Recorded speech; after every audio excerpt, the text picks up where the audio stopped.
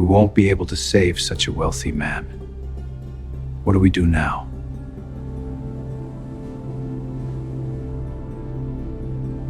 Doctor, give me a chance. Inshallah, I will be able to cure this wealthy man. We won't be able to save such a wealthy man. What do you do now? Who let him into the OT? Is this a place for jokes? Do you know how rich he is? If anything happens to this wealthy man because of you, I'm telling you, today will be your last day. Doctor, give me one chance. I know how to cure him. Please, sir, give me once. All right, I'm giving you a chance. If anything happens to this wealthy man, you will go straight to jail after leaving the OT. The city hadn't fully woken up yet. The first rays of the sun were finding their way through the concrete buildings. Right at that moment, a skinny boy entered the alley carrying a torn sack on his shoulder. He was about 19 or 20 years old. His name was Arpan. People didn't even know him by his name. Everyone used to call him that old garbage collecting boy. Arpan woke up at 4 a.m. every day. He would pick up the sack made from his mother's old sari and head out. Behind hotels, hostel dustbins, heaps of medical waste lying outside hospitals, he would collect whatever could be found from wherever. Plastics, bottles, cardboard. As the day progressed, the sack would fill up. By noon, he would sell it to the scrap dealer. That money was his school fee. That money was for his books. That money was his dream. People didn't care even when they knew that this very garbage collecting boy was a first-year MBBS student at the city's government medical college. In college, his identity was different. Torn slippers, old clothes, newspaper covers over the new books in his bag. Some boys used to laugh at him. "Brother, which garbage? Are you reading today?" Someone would say, "You want to be a doctor, learn to take a bath first." Arpan didn't say anything. He knew that answering back would only waste time. He needed time to study. At night, when the city slept, Arpan stayed awake. Sitting under the yellow street lamps by the roadside, he would study anatomy. Names of bones, paths of veins, the rhythm of the heartbeat. He liked the heart the most. He would tell himself, if the mind and heart are fine, a person can endure everything. His father had passed away many years ago. His mother washed dishes in other people's houses. Often, the money to pay the college fees couldn't be arranged. Then Arpan would collect extra garbage for a couple of days. He would fast, but he never left his studying incomplete. One day in college, the professor asked, "Tell me, if a patient has no money, what is a doctor's duty?" The whole class was silent. Arpan raised his hand. "Sir, a doctor's first duty is treatment. Everything else comes later." Some students laughed. The professor remained silent. His gaze stayed fixed on Arpan for a few moments. That evening, Arpan was collecting garbage outside the hospital. In front of him stood that big private hospital, where a poor person could survive a whole year on just its 1-minute fee. He used to pass by it every day, but that day, fate stopped him right there. A commotion was heard from inside, rushing around, security guards shouting, "Hurry up! Prepare the ICU!" Arpan looked up and saw people rushing with a stretcher. A man wearing an expensive suit was lying unconscious. A look of fear was on his face. Arpan's eyes narrowed. He placed a hand over his own chest. "Heart," he muttered. The symptoms he saw, he had read about in books. He didn't know that this very moment would lift his life from the heap of garbage and place it onto the pages of history. And this was just the beginning. Arpan stood there for a few seconds, sack in hand, those worn-out slippers on his feet. The glass doors of the hospital had closed in front of him. Extreme chaos inside. Outside, ordinary people were being pushed back. "Move! Move! VIP case!" Arpan's heartbeat had increased, but not out of fear. Only one thing was spinning in his head. This is not a normal heart attack. What he had seen matched a case he had studied in class. The face turning blue, shortness of breath. If something isn't done at the right time. Leaving the thought incomplete, he tried to run inside, but as soon as he stepped towards the gate, the security guard stopped him. "Hey, where are you going?" "I need to go inside," Arpan said in a calm voice. The guard looked him up and down. Sack, dirty hands, ordinary appearance. "Are you crazy? Get out of here!" Arpan tried again. "That man's condition is very critical. Probably a massive heart attack." The guard burst out laughing. "Oh, look at our doctor! Come on, get out of here! Otherwise you'll get beaten with a stick right now." Arpan stepped back, but his gaze was still fixed across the glass door. He was watching the doctors running inside. Big names, expensive degrees. Yet there was clear panic on their faces. Arpan's hands trembled on their own. "If I am wrong, if I go inside and the situation gets worse..." For the first time, he felt his own fear. He sat down by the side of the road. He put the sack down. He placed a hand on his forehead. He remembered his mother's words. "Son, no matter what you become, never do anything wrong. Is this wrong or right? By law, it's wrong. But for the sake of humanity..." From inside, a nurse was seen running out. "Doctor, the BP is dropping." Someone said, "Keep the ICU ready. Nothing is making sense." Arpan stood up. Now fear was left behind. He told himself, "If I stay quiet today, then all my studying is in vain." He advanced towards the gate again. This time there was no hesitation in his voice. "I am a medical student," he said loudly. Some people stopped. "I am studying MBBS, and I think whatever is happening inside is not going in the right direction." A doctor turned around. "Are you Arpan?" Arpan nodded. "Yes, I am. And if you give me 5 minutes, maybe a life could be saved." Silence spread across the hall. Someone laughed, someone got angry. "This is not the time for jokes," someone said. Arpan knew there was no way back now. Either he would remain a garbage-collecting boy for the rest of his life, or today he would do the very thing he had dreamed of while sitting on a heap of garbage. And inside, time was running out fast. The people in the hall were looking at Arpan as if he had come to the wrong place. Someone whispered, "Isn't this that garbage-collecting boy?" Another person laughed and replied, "Oh yes, he's the one playing doctor today." Arpan didn't look at anyone. His gaze was on that door, behind which a man was wrestling with death. Just then, an elderly doctor with white hair and a deep voice came forward. "What is your name?" "Arpan, sir." "And what will you do going inside?" Arpan said without stopping. "First, I will see the angiography report. If my assumption is right, then the blockage is in a place where direct intervention is risky." The doctor's eyebrows furrowed. "How do you know all this?" "From books, sir, and from studying awake at night." There was no arrogance in his voice, nor was there fear. There was only belief. For a few moments, the doctor fell silent. A voice came from inside again. "Sir, the pulse is very weak." The doctor took a deep breath. "All right, you have 5 minutes. If you take even one wrong step, I will throw you out myself." Arpan couldn't believe his own ears. "Thank you, sir." When he put his sack down in a corner, his hands were trembling. The hands that were picking up garbage a little while ago were now putting on surgical gloves. The light of the operation theater pierced his eyes. The beeping sound of the machines was mingling with his heartbeat. The patient was lying on the stretcher, age around 50, expensive clothes, but his face was pale. The lines on the monitor were erratic. Arpan looked at the screen. His suspicion was correct. "There's a major blockage on the left side," he said in a slow voice. A nurse looked at him in surprise. The doctor asked, "Now?" Arpan swallowed hard and said, "If standard procedures are used now, the heart might give up." Silence in the room. "Then, what is your method?" Arpan lifted his head. "Risky, but this is the last resort." The doctor checked his watch. "You have 2 minutes." Arpan steadied his breath. He remembered his mother's face, and then he reached out his hand. In that moment, he was neither poor nor a garbage-collecting boy. He was simply a medical student holding on to a man's heartbeat.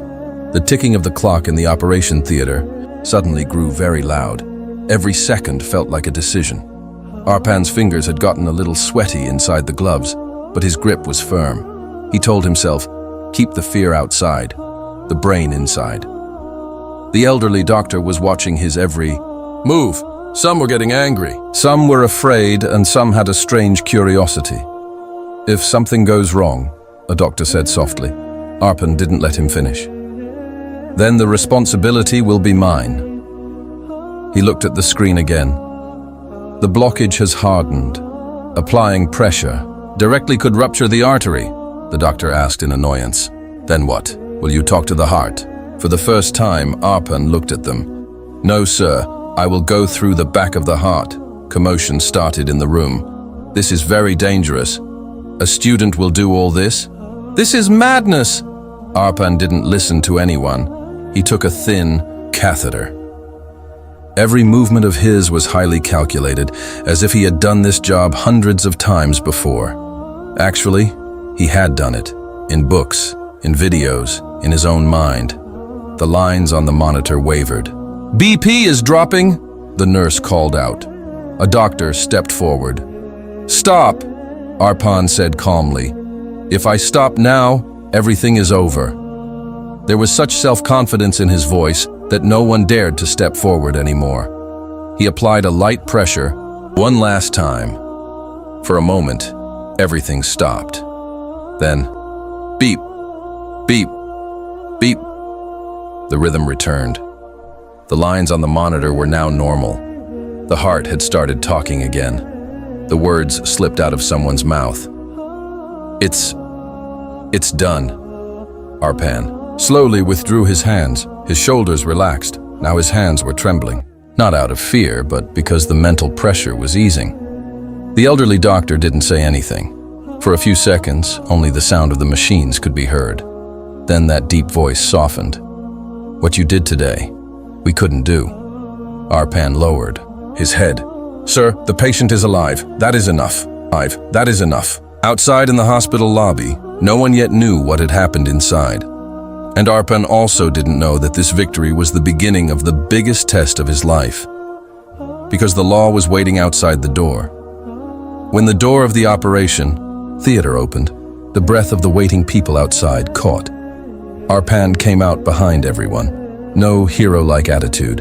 Head down, fatigue in his eyes. The elderly doctor came forward.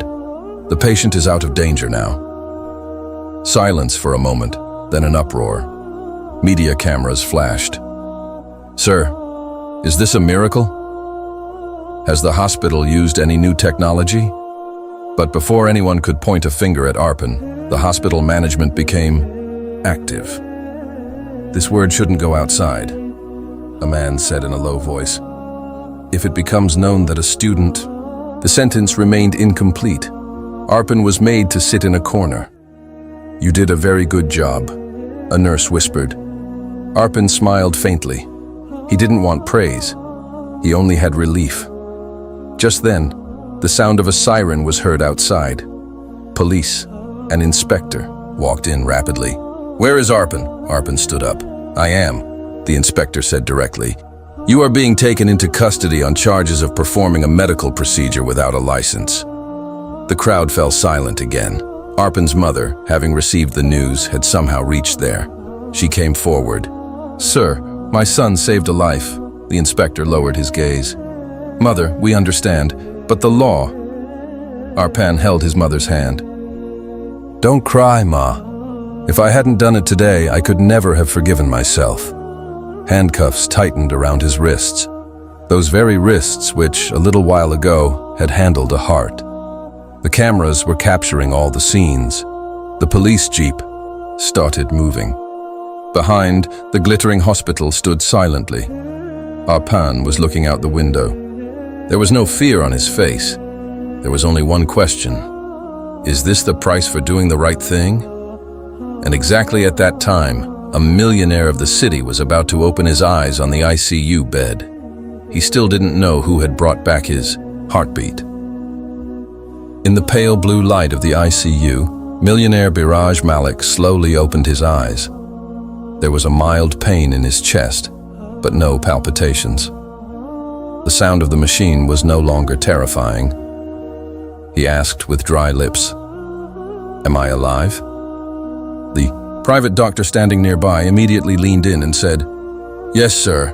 You are completely safe. The hospital team..." Biraj Malik stopped his words. Don't lie. Before losing consciousness, I had seen your faces. You guys were panicking. His voice was weak, but his personality was intact. Silence fell in the room. His personal assistant came forward. Sir, the truth is, no senior surgeon saved you. Biraj's eyebrows furrowed.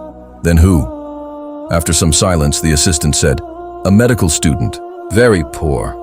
He studies by collecting garbage. Astonishment was clear on Biraj's face. Name?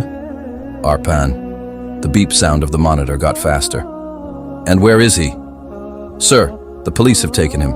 A case of performing surgery without a license. Biraj closed his eyes. Opening them after a few seconds, there was anger in them. The boy who saved my life is in jail. He tried to remove the IV drip. Make a call right now. At that moment, Arpan was sitting on the floor in the police station cell. His back resting against the wall, eyes closed. He couldn't sleep. He wasn't scared either. He was only worrying about his mother, and there was a strange peace in his mind. At least the man is alive, he thought. The door suddenly opened. The constable said, Arpan? Yes, let's go outside. Arpan couldn't understand anything. He quietly got up. As soon as he came outside, he saw police officers standing and talking on the phone. Yes, sir. Releasing him right now. Yes. The handcuffs were opened. The inspector said, You have been bailed, Arpan asked. The inspector took a name. Biraj Malik. Arpan didn't say anything, just lowered his head. A few hours later at the hospital, Arpan was taken to the ICU room. Biraj was looking at him. Those faded white clothes. Calm eyes. So you are the one who brought back my heartbeat. Arpan only said this much. I did my duty, sir. Biraj smiled. Today I understood, he said in a slow voice. Sometimes the most expensive things are not in the garbage, they rise from the garbage. And right there in that room, the foundation of a new story was laid. There was silence for a while. Amidst the gentle sounds of the machine, Biraj Malik kept looking at Arpan, as if reading a page of a book that had changed his thoughts. You know, Biraj said, with one signature of mine, people earn millions of rupees. And with one phone call, a life can be destroyed too. Arpan kept his gaze down. Sir, I have no interest in these matters. Biraj smiled lightly. This very thing makes you different. He looked at his assistant. Tell him to sit. Arpan sat on a chair. There was media clamor outside. But the atmosphere inside was different. Let me tell you something, Biraj said. The hospital remained silent not to save you, but to save itself. If I hadn't spoken, you would still be in jail today. For the first time, Arpan looked directly into his eyes.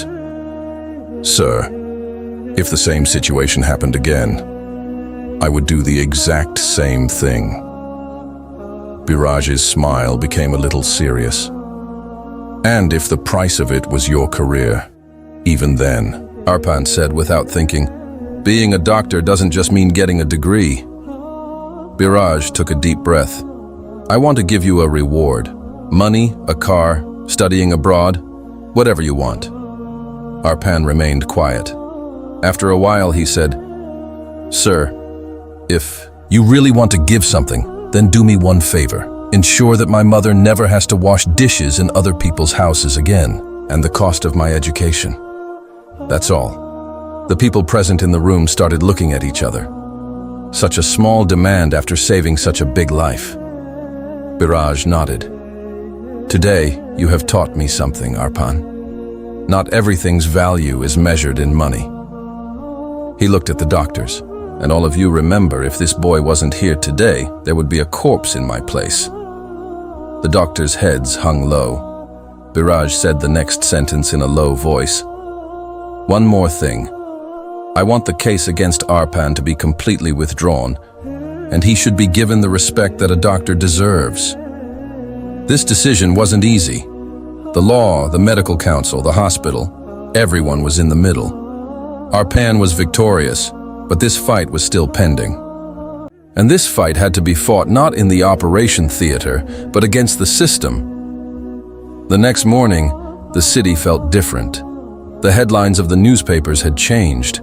Not a garbage-collecting boy, but the medical student whom society had neglected had saved a heart. Arpan was sitting with his mother in a small room. That same room, that broken chair. But today, there was something else in the air. Not fear. Arpan folded the newspaper. "Ma, there's a lot of commotion," he said softly. His mother held the palm of his hand. "Son, for the first time, people are seeing the truth." That day, an emergency meeting of the medical council was called. High-ranking hospital officials, senior doctors, and legal people sat face to face. On one side were the rules. On the other side was a living human being. The senior doctor said exactly what had happened in the operation theater. If Arpan wasn't there that day, we would be discussing the post-mortem of a corpse. The argument continued for a long time. Finally, the verdict came. No case will proceed against Arpan. His medical record will remain clean, and most importantly, he will be awarded a special merit scholarship. This was not a reward. This was the recognition of his capability. A few weeks later, Arpan went to college again. This time, no one laughed. Some people made way for him, some shook his hand. The boys who used to mock him earlier were now asking, "Brother, how did you do it?" Arpan remained calm as before, engrossed in his own work. The only difference was that now he no longer went to collect garbage, but he never forgot where he came from. One evening, he was standing in front of that big hospital, but this time there was no sack on his shoulder. Around his neck was an ID card. He looked inside and said in his mind, "I have arrived." The story doesn't end here, but from that day on, the city had learned a lesson, that a person's identity lies not in their clothes, but in their deeds. Dear friends, if you liked the story, please like, comment, and share. And to get more interesting new videos, subscribe to our channel, Elham. See you in the next video.